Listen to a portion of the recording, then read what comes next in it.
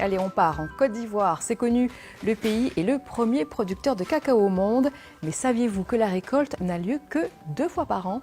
Heureusement, Co-Ambroise est un producteur passionné. Il a développé une espèce de cacaoyer qui peut produire des fèves toute l'année.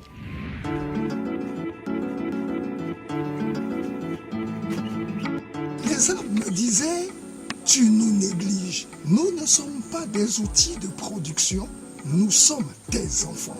Tu seras le premier cacaoculteur au monde si tu t'occupes de nous. Je compte sur toi.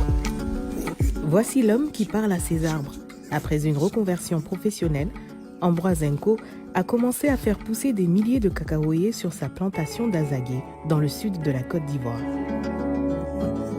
Je me suis retrouvé dans l'agriculture parce que, comme je le disais, c'est le seul endroit où je me sentais bien. Voilà, en ville, je n'avais pas mes repères. Quand j'arrivais en brousse, je me trouvais dans mon environnement. Et j'ai dit un jour à ma femme, je veux casser la baraque, je veux tout abandonner pour retourner à la terre. Merci. Le boss est là. En 2019, Ambroise Nko a reçu l'un des 20 prestigieux International Cocoa Awards du programme Cacao d'excellence, primant les meilleures fèves du monde, mais lui utilise une technique bien particulière pour atteindre un record de production.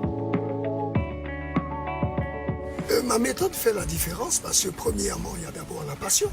Donc ma présence au quotidien démontre à mes arbres qu'il y a quelqu'un qui leur est proche. À partir de ce moment, ils donnent le meilleur d'eux pour me faire plaisir. Il y a également ma technicité. Je suis sur tous les forums agricoles.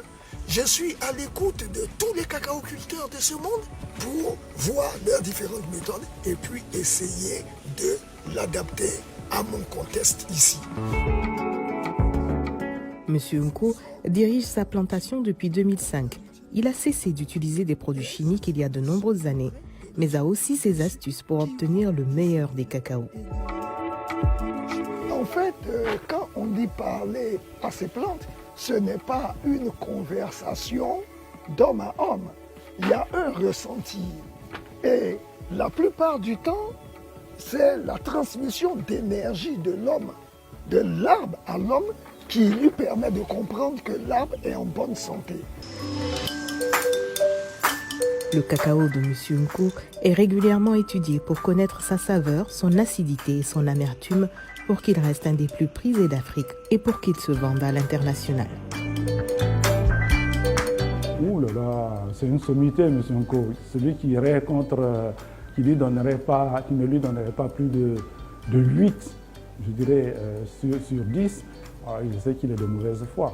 Parce que M. Nko est pluridisciplinaire. M. Nko maîtrise son domaine.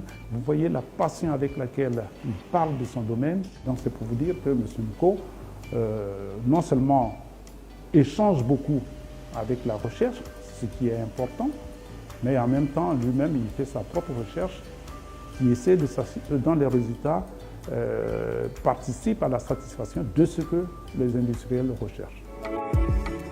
Voici donc la contribution de Monsieur Nko pour que la Côte d'Ivoire reste le premier fournisseur mondial de cacao d'exception. Le boss est là. Donc voilà, l'année prochaine, on aura